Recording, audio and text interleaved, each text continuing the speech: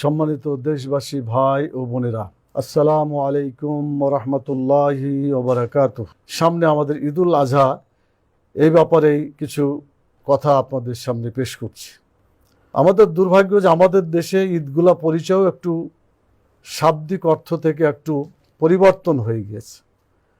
আমরা ঈদুল ফিতর, রমজানের শিক্ষা যে ত্যাগ, সেদিকে মানুষের কল্যাণের জন্য তাদের কাছে অর্থ পৌঁছানো, এগুলার দিকে চিন্তা না করে আমরা বলি এটা মিষ্টি খাওয়ার ঈদ বা সেমাই খাওয়ার ঈদ। আবার ঈদুল আজহাকে বলা হয় গোস্ত খাওয়ার ঈদ। উভয় জায়গাতে মনে হচ্ছে যে আমরা শুধু ত্যাগ এবং কুরবানি নয়, বরং ভোগের কথাই আমরা উচ্চারণ করছি। মানুষের জীবন ভোগের মাধ্যমে সত্যিকার অর্থে বড় হতে পারে না, গুরুত্বপূর্ণ হতে পারে না, বরং যারা ত্যাগ এবং কুরবানি পেশ করতে পারে তাদের জীবনে সত্যিকার সুন্দর হয় এবং আকর্ষণীয় হয়। দুনিয়া এবং আখিরাতে কল্যাণময় একটা জীবন তারা গঠন করতে পারে। কুরবানির যে শিক্ষা, সেটা হলো নিজের পশুত্বকে কুরবানি করা।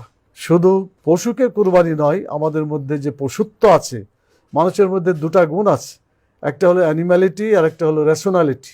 মানুষ যদি অ্যানিম্যালিটি দ্বারা পরিচালিত হয় তখন সে আর মানুষ থাকে না, পশুতে পরিণত হয়ে যায়। যদি রেশনালিটি তার প্রাধান্য লাভ করে তাহলেই সে মানুষ হতে পারে। সেই জন্য কবি নজরুল ইসলামের সেই কথা, তোরা ভোগের পাত্র ফেলরে ছুঁড়ে ত্যাগের তরে হৃদয় বাঁধ, অর্থাৎ ভোগের পাত্রকে নিক্ষেপ করে ত্যাগের মহিমাকে আমাদের জীবনে নিয়ে আসতে হবে, তাহলে আমরা কুরবানির শিক্ষা লাভ করতে পারবো। আল্লাহ তাআলা কোরআন মাজিদে সূরা সাফফাতের 107 এবং 108 নম্বর আয়াতে বলছেন, অফাদাইনাহু বিযিবহিন আজিম ওয়া তারাকনা আলাইহি ফিল আখিরিন। অর্থাৎ আল্লাহ তাআলা সেখানে হযরত ইসমাঈল আলাইহিস সালামের পরিবর্তে একটি বড় দুম্বা কুরবানি করতে দিলেন এবং এই সুন্নাতকে পরবর্তী জেনারেশনের মধ্যে চালু করে দিলেন। কোরআন মাজিদের আয়াত থেকে যেটা বোঝা যায় সেটা হচ্ছে, হযরত ইব্রাহিম আলাইহিস সালামকে তার ছেলেকে জবাই করার নির্দেশ দিয়েছিলেন এই কারণে যে আল্লাহর হুকুম বেশি বড় মনে করেন না ছেলের মহব্বতকে বেশি বড় মনে করেন। পরীক্ষায় হযরত ইব্রাহিম আলাইহিস সালাম পাশ করেছিলেন। এর আগেও হযরত ইব্রাহিম আলাইহিস সালাম এমন একজন নবী ছিলেন এবং উলুল আজম, অত্যন্ত বড় মাপের নবী ছিলেন। তার জীবনে অনেক পরীক্ষা হয়েছিল, তিনি আগুনে নিক্ষিপ্ত হয়েছিলেন, তারপরেও তিনি আল্লাহর পথ ছাড়েন নাই। বিভিন্নভাবে তাকে পরীক্ষা করা হয়েছে। শেষে আল্লাহ তাআলা তার পুত্রকে কুরবানি করার যখন নির্দেশ দিলেন, ফালাম্মা আসলামা ওয়া তাল্লাহু লিল জামিন, যখন দুইজনে সারেন্ডার করলো, জবাই করার জন্য উদ্যত হয়ে গেল, তখনই আল্লাহ তাআলা ডেকে বললেন যে, হে ইব্রাহিম, কাদ সাদ্দাক্তার রুয়া, তোমার স্বপ্নকে তুমি সত্যে পরিণত করেছো। আল্লাহ তাআলা তার এই কাজটাকে খুবই পছন্দ করলেন। আল্লাহ তাআলা তার সন্তানের পরিবর্তে একটা দুম্বা দিয়ে কুরবানির ইতিহাসকে প্রচলন করলেন, যেটা আজ পর্যন্ত আমাদের মাঝে আছে। প্রিয় ভাই এবং বোনেরা, এই কুরবানির গোশতকে আমাদের শরীরে যতটুকু রক্ত হবে, যে শক্তি হবে, এটা আল্লাহর আইনের জন্য ব্যয় করতে হবে। এটাই হচ্ছে কুরবানির শিক্ষা। শুধু ভোগ করে আমরা জীবনকে শেষ করে দিই, তাহলে কুরবানির শিক্ষা পালিত হবে না। আমাদের মাঝে এরকম লোক তৈরি হতে হবে যারা হযরত ইব্রাহিম আলাইহিস সালামের মতো আল্লাহর হুকুম পালন করার জন্য নিজের পুত্রকে জবাই করতে পারে। হযরত ইসমাঈলের মতো এমন সন্তান হতে হবে জীবনকে আল্লাহর পথে বিলিয়ে দেওয়ার জন্য তার পিতাকে বলতে পারে যে, আমাকে ধৈর্যশীল পাবেন, আপনি দেরি করেন না, আপনি জবাইয়ের কাজ শুরু করে দেন।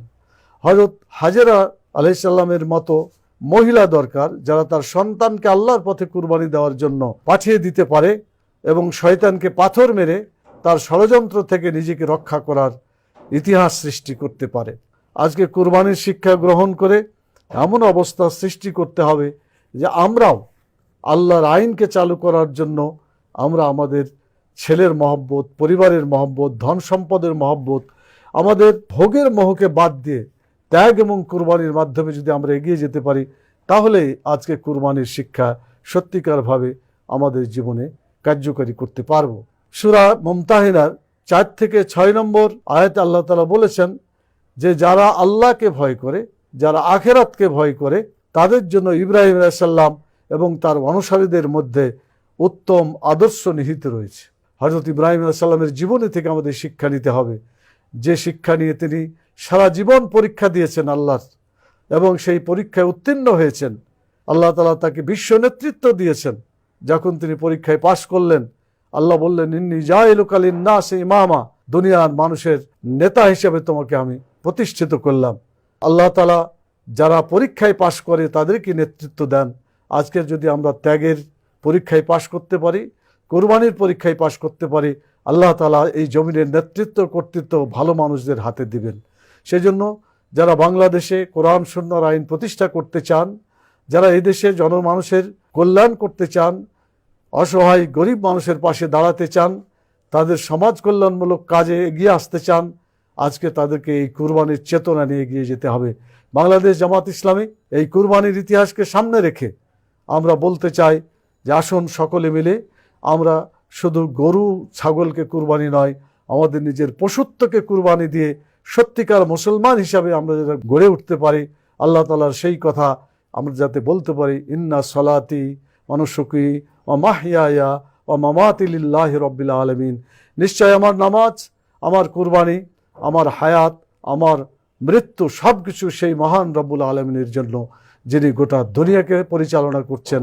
আমরা সেই মহান আল্লাহর বিধানকে ব্যক্তি জীবনে, পরিবার জীবনে, সমাজ জীবনে, রাষ্ট্র জীবনে বাস্তবায়ন করার জন্য আমাদের এগিয়ে আসতে হবে। অত্যাচারী এবং নির্যাতনকারী যারা আছে তাদের বিরুদ্ধে আমাদেরকে মাঠে নামতে হবে।